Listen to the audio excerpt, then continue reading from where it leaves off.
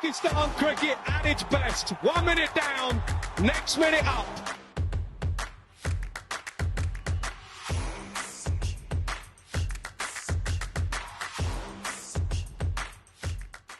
Thanks very much, everybody, for joining me once again. Sad Shaddick here for PakPassion. Great to be joined by one of our regular contributors and guests on PakPassion, former Pakistan wicketkeeper-batsman, very lengthy and successful domestic career. He's coached all around the world since his playing career ended, including Lahore Qalandars. He's worked in the PSL. He's worked for the ECB. He's worked in scouting assignments. He's worked for Lancashire, and currently he's the Germany head coach. Great to be joined by Atiq-uz-Zaman. Atiq, I hope you're well. I'm very good. How about you? Yeah, all good, thanks, Atiq. Atiq, embarrassment would be an understatement. Obviously, I've watched a lot of cricket. You've played a lot of cricket. You've watched a lot of cricket.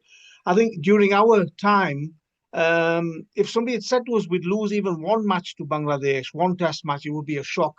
Like, 4 matches in a row is just total embarrassment, isn't it? It is embarrassing.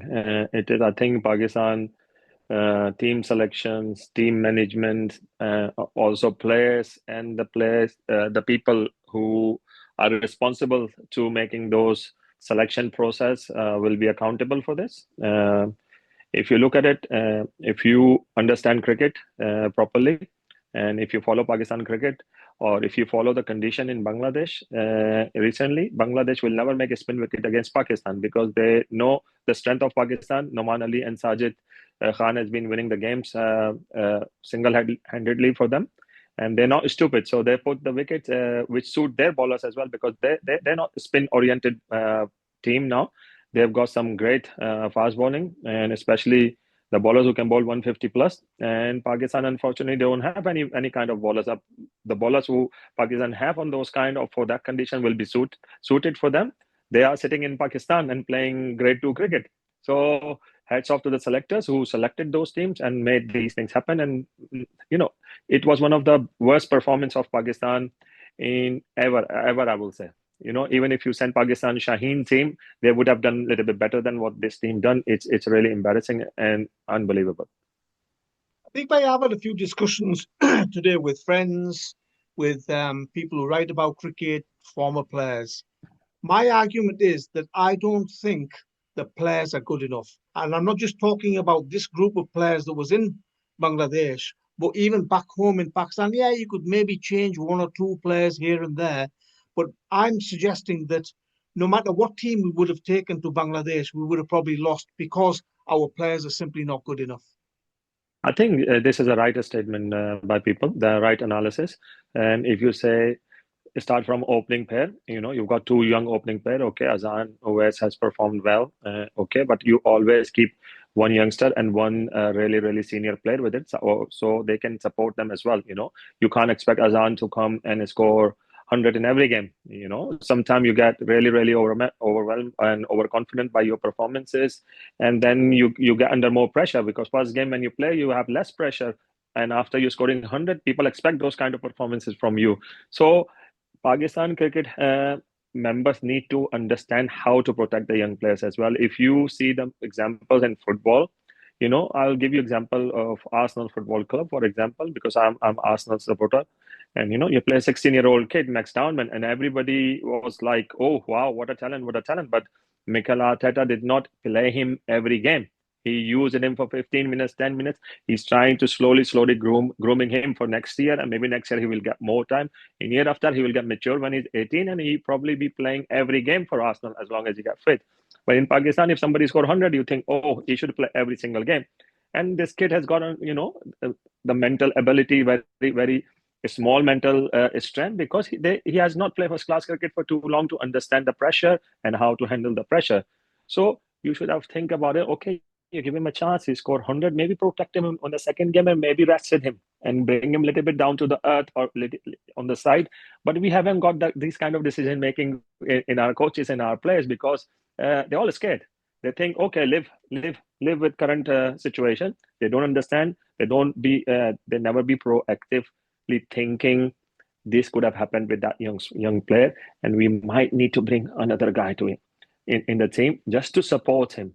and we can justify him and say, look, you score 100, that's really good, but what we want you not to get under pressure and not to expect 100 by 100 every game. Yeah, so youngster would have understood these kind of things. We've got a communication issue. We can't communicate properly with the players when you drop. We've got selection issue, and we have got decision-making issue. So these all problems are causing trouble for Pakistan cricket team, and Pakistan cricket team doesn't look balanced at all. You've got seven batsmen playing in that team in a test match, yeah. So that's mean you haven't got all-rounder. You have not made all-rounder. After 7, Pakistan team batting is like highlight. In 2 or 3 hours, Pakistan team will be go. Yeah, so you have not created an all-rounder in the team like you used to have it. Like after, you always have number 6 wicket keeper. Yeah, after 6 there is no batsman come. Yeah, you have all-rounder come Abdul Razak or Azhar Mahmood used to come. So you've got 7 and 8, then Wasim Akram, and you've got proper all-round tail. And now you haven't. If your top order fails, that's it. You collapse. And it's really, really disappointing to see how low Pakistan team performing at the minute. And I've got a little bit doubt about the captaincy now because the captain's performance is not good enough either. And we'll really have to consider the proper selection for the Test cricket in future. Otherwise, we will be worse than Zimbabwe in future. We'll come to Shan Masood's future as captain shortly, but I just want to focus on the bowlers. You played in an era when every domestic team in first-class cricket had 3 or 4 fast bowlers, 140 kph to 150 kph. We had international quality bowlers sat outside on the substitutes bench who couldn't even get into the first-class teams. Nowadays, I'm not criticising Mohammad Abbas because we know his pace, 125 to 130 kph. We've got 2 frontline pace bowlers who are barely hitting 130 kph. What's happened to our fast bowlers? Are they saving themselves for T20 leagues? Are they not fast enough? What's wrong? I think they lost their strength. They lost their technique. Look, a lot of things involved when you lose your pace. It's not just about you losing the strength. It's not necessarily you lose your strength. You lose some technical area which was your really, really good strength. And now you're not using those areas. For example, fast bowler there are different way to generate the pace. You've got a strong hip rotation. You've got a good front knee brace. You got to have a good back foot landing as well.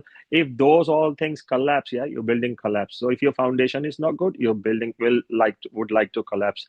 So I'm really sorry and really surprised to see Shaheen Afridi bowling 130s. Yeah, he used to bowl 150 plus. If Shaheen Afridi can't bowl that fast, he shouldn't be getting selected for the test team. To be honest with you, you need to have. Look, when you as a batter, I'm telling you now, because you've got 2 fast bouncers to deal with it, and those 2 bouncers, if somebody can bowl really, really fast, as a batter, you will always be like halfway, like. Should I have to go forward or should I stay back foot for those bouncers? As soon those 2 bouncer goes, the batsman get a little bit breather and they go forward and start playing forward cricket. But here, the Bangladeshi batsman, no, if somebody's going to bowl bouncer, is going to come from 130, I will have enough time to go forward and pull it or hook it as well. So we haven't got rapid bowler. The rapid bowler is not like Pakistan hasn't got rapid bowler. Pakistan have got rapid bowlers in domestic cricket, but they're not getting selected. The same old players, they married few years ago, and after the marriage, their performance dropped down. I don't know why. I don't know whether they forgot their movement, what movement they should have as a fast bowler, or maybe they lost their strength because they're not doing enough work. Some players are, taking selection for granted. To be honest with you, they think their selection will be there whether they perform or not, and they play or not. It doesn't really matter. They will still be the touring side. Where is Naseem Shah gone? Why didn't he play? He's your quickest bowler. There are other bowlers in Hasnan and Musa Khan. They've been performing really, really well. They are rapid bowlers. Why they're not being getting selected for a Pakistan Test team? I think Test cricket is completely different. If you haven't got a pace for 145 to 150, you are in trouble. You are in trouble. Really, really, really in trouble. I think 135 to 140 is very easy in Test cricket to deal with it. And you play with the Kookaburra ball, and after 10 overs, it doesn't really swing, and it becomes so easy for the batsman. So you got to have a pace to do reverse. You got to have a pace to do some bouncers, and if you don't bowl 2 bouncers effectively, you're not likely to take wickets unless it's a seaming wicket. I think you've done coaching all over the world, as I mentioned in the introduction, and our viewers know you've done scouting. What is Bangladesh getting right they're producing 140, 145, 150 kph bowlers with Naheed Rana, and our speeds are going down. What are they doing right and we're doing wrong? I think their academy system is really, really good. They all got good foreign coaches over there. I also recognize one of the SNC trainer, which I have introduced him to Pakistan domestic cricket, Richard Estonia, who was SNC trainer for SSGC. He's been working really, really hard with under 19 team in Bangladesh. So under 19 setup is really, really good. I watch his videos every day. They have specific camps for fitness training. They're focusing on the stuff what the fast bowler should be focusing on, running, sprinting, and strength, power, and all this stuff. Our players are like more like gym based, and they work more on gym rather than going on the ground and doing their stuff. In my time when the bowlers was there, I saw them just sprinting. I saw them bowling on the nets from days, from the ball one to ball last. They used to bowl long spells in the nets. But now I see people going gym 2 times a day and bowling 2 or 3 overs in the nets, and that's it. You haven't got the strength to bowl 3 spells. If in England when we're scouting, we see what was the pace in the first spell, what was the pace in the second spell, and what was the pace in the third spell in a 4-day cricket. If your pace significantly dropping, it's a concern for us, because that's mean you haven't got a strength to deal with it for a 90-over cricket or 100-over cricket. And I think this is a problem for Pakistan. All the players, fast bowlers we have got, they are T20 specialists. They're okay to bowl 4 overs, or maybe they will bowl 10 overs in ODIs. But for the Test cricket, I don't think they're fit enough. When did Shaheen Afridi and Hassan Ali played first-class cricket last? Yeah, how many games they have played last? They haven't, because if you don't play first-class cricket and you don't put your body into overloading mode, your body will never adapt. Yeah, after first spell, you will get stiff. You will not be able to bowl second spell as quick as you were. So this is the scientifically things we need to work on. I don't think Pakistan academy system is really good. Pakistan academy coaches are really, really, like a downgrade to Pakistan cricket. To be honest, when I was working there, we had level 4, level 3 coaches. We have international good top quality players. Now, when I see them, I don't even recognize half of them. Who are they? What are they working? Are player buying their method? Have they got any method at all? Who's the SNC coach in Pakistan academy? Bangladesh bring in all the foreign coaches, good coaches in their academy setup. So so their players can grow into a high level on that level. So when they go for the national team, they are already trained in that way where national trainer wanted him to be. So I think going forward, Pakistan cricket, if they wanted to improve, they got to have quality coaches who will have a quality understanding of the game, and they will have very, very effective methods to help the players to grow. I don't think we have got a very good rehab system in Pakistan. When players get injured, when they come back, then they're never fully fit. You see Australian bowlers, in England bowlers get injured, yeah. But Mark would get injured how many times? But when he comes, he bowl 90 mile an hour still. He does not bowl for 75 mile an hour because he's half fit and half no. They don't bring a player who's half fit. You got to be fully fit. You got to be assessing the player properly and help them to get when they get injured, help them to get their rehab properly. And before their rehab doesn't do properly, don't bring them into the team. Don't rush them into it. Clear example of Shaheen Afridi. He's been rushed in the team when he has injury, and since then he's never recovered. He's constantly playing cricket. I don't think he's fit enough to play all format, but he's been selected for all format. It's amazing. It's amazing. There is no logic behind it, and no wonder Pakistan team is not performing well. It's Test cricket. It's a cricket for bowlers. If you don't take 20 wickets, you don't win the game. Simple. I think by Shan Masood, 16 Test matches as captain, 12 losses. I mean, Shan's a very articulate man. He's very well spoken. Obviously knows the game very well. But is it time for him to move on as captain? To be honest with you, there is no brainer about this. I'm sorry, Shan Masood, if you're listening to this, you're a very good friend of mine. I was never against you. I always supported you as a captain and as a player. But the performance, Pakistan international cricket, any international cricket, is all about performance. Yeah, when you can't deliver, you have to make your own decision. You have to be brave enough to say, "Oh, thank you very much. I did not do it," rather than wait for somebody to kick you out of the captaincy. It will harm you. Yeah, so you got to be brave enough when you take the captaincy. You were brave, and when it didn't work out for you, you should be brave enough to say thank you very much. Maybe you have to try somebody else. So I think 12 out of 16 is too big. It's too big. Even 50-50 is not acceptable, but this is not even near to 50-50. So I think it's time for a change. Sarfaraz Ahmed is a very highly respected cricketer in Pakistan. We know he won the Champions Trophy. We did very well with Quetta Gladiators as well in the PSL. As I say, highly respected. A lot of people like him. He's very popular. But my question is, Atiq bhai, for him to be an international red ball coach, has he got enough experience? Is he the right man? Is Pakistan ever rely on experience and qualification? That's my question to you, Sajid, and that will be the answer for that question. To be honest, these are all my friends. These are all good friends. They respect me a lot, and I don't want to make individual comment on these players, which they will be offended by. But every international coach should be a level 4 coach at least. Should be a level 4 coach. It's nothing to do with how many test matches you played, how many times you've been captain and do that. It's not necessarily you're going to be a good coach as well. Team does not get win with talking. Teams get win with a proper game plan. You got to have a skill to do a game plan. I play test cricket as well. When I went to do level 3 coach, I realized I'm the worst coach of the century. I identify myself, I'm not good enough. I haven't got the skills to be a head coach of any team.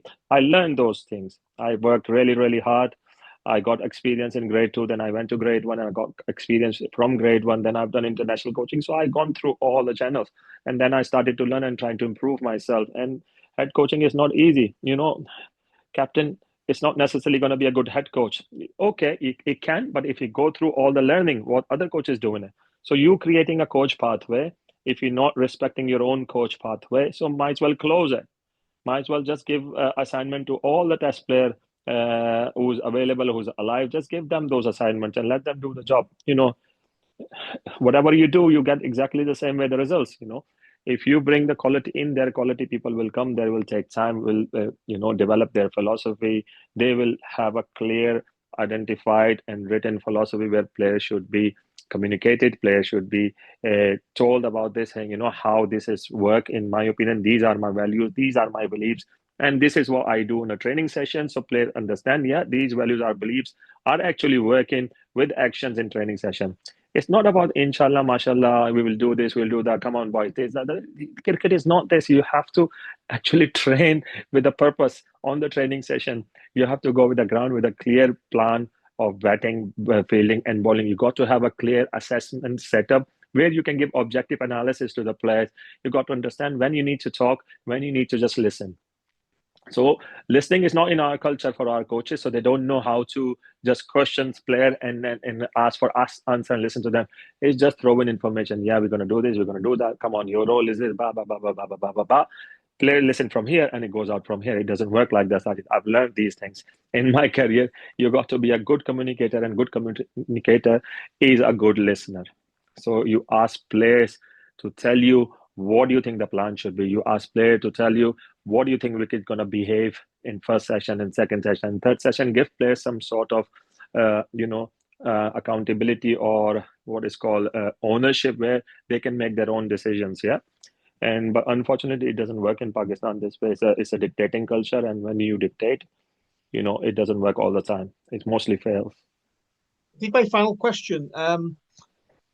We love our cricket as Pakistanis, and we're very passionate about it. We're very emotive about it.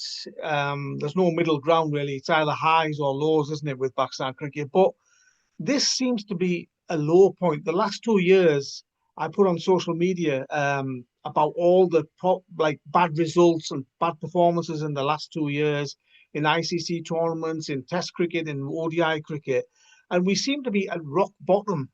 Who's responsible for this mess? Who's responsible for this disaster? Look, start with the chairman of cricket board, and he makes all the decision to bring all the leadership position. He makes decision to fill all the leadership positions in Pakistan cricket board. So I think the main nucleus is the chairman, who needs to decide, basically make the right decision to bring right people on the right spot. If you have domestic director of domestic or director of academies, head coaches of domestic cricket, they have to be decided really, really objectively. You got to have an assessment system where everybody has to earn points to get through to those systems and get those positions, because these positions are really, really key. Domestic coaches are equally as good as academy coaches, because these the one who making all the products to you and sending to you. And if they are not ready coming to NCA or high performance center, they get ruined over there. They've got different coaches over there who's got their own mentality. Who I saw those coaches, if you send the player, they will just ruin them because they want to coach them. They don't know what the coaching is all about. Coaching is not about just giving information and telling them to do this and that. Coaching is all about taking a maximum out of that player. Maybe sometimes you don't have to tell anything to the player, and you just have to encourage them to do their own things, what they want to do their own strengths, and just identify their limitation and try to just communicate very carefully with those players. This is what I think you need. If you can work, you can become more better. So why don't you try these things rather than just say, oh, tu outswing karda si, oh, tenu in-swing nahi aati, tenu in-swing sikawa today. Yeah, this is what happened. And then that guy will forget the outswing as well. And this is what's happening for the last few years. Look, Anwar Ali, what happens to him? He was a lethal in-swing bowler, and he forgot his in-swing because they tried to change his action to a little bit straight, where his outswing it didn't work at all, but his in-swing got worse. Irfan Fazil was same. His outswing was very good, and one of the coach was trying to bowl him in-swing, trying to teach him in-swing, and he forgot his outswing. You got to encourage the bowlers to do their strength, their stock balls 100%, yeah. And one and odd variety they can do in the middle. If they don't do in swing, but they can still take the wicket with a away swing, why you need to change those bowlers? Yeah, why are you changing those things? We don't understand them because the coaches are ignorant. They're not qualified enough. They're not experienced enough. They have not done their research. They have cheated in exams. They have saw the drills on the YouTube and doing them. They don't use their own brains to create some drills for the players, and that's why they don't learn. They don't grow. They stay exactly the same where they are. I think I really appreciate your opinions. Always a pleasure listening to you and your forthright views. And inshallah, we'll catch up soon again. Many thanks for your time. Thank you very much, sir.